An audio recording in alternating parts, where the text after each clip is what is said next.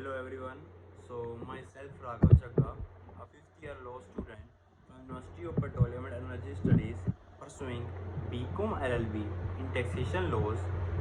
Nowadays I am a legal intern with Lexis and Company.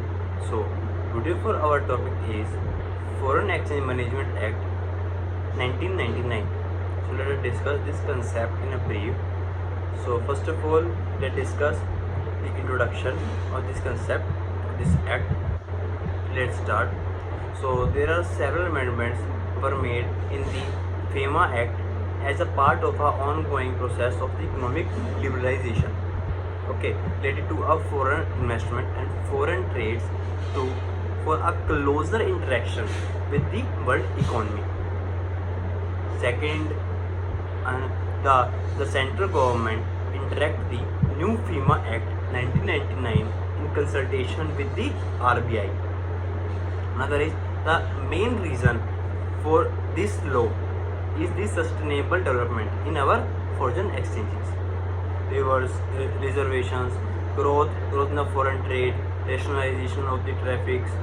Okay, the another reason is the current account convertibility, liberalization, investment in the abroad, and so many other commercial reasons are there. Okay, so FEMA is a dynamic law related to a foreign exchange with the objective of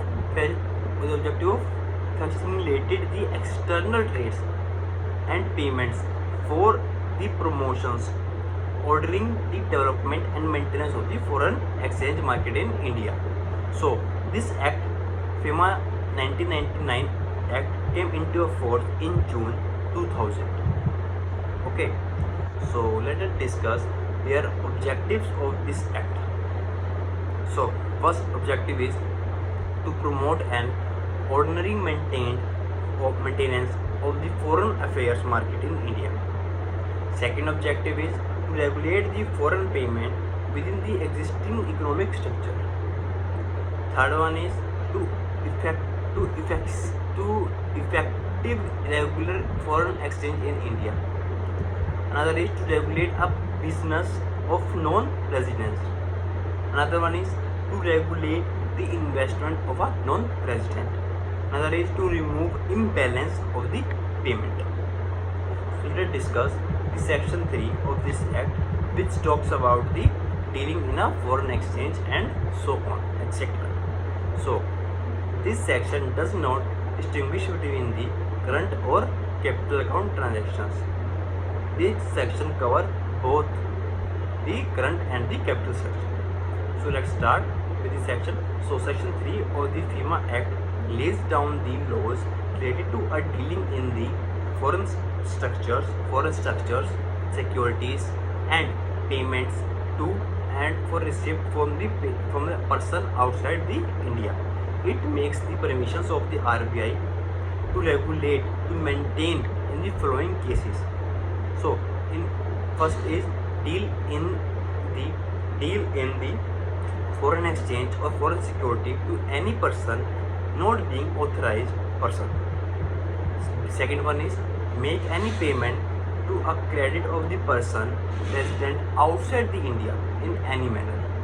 Third is the review otherwise, which is authorized person, any payment by a order or on the behalf by any person resident outside the India.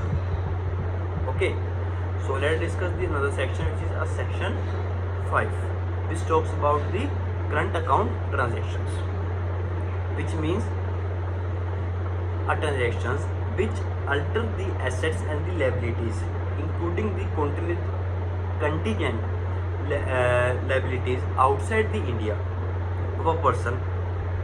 Okay, their assets or liabilities in India of a person resident outside India, including the class of capital assets transactions, and also admissible the limits of the capital assets transactions.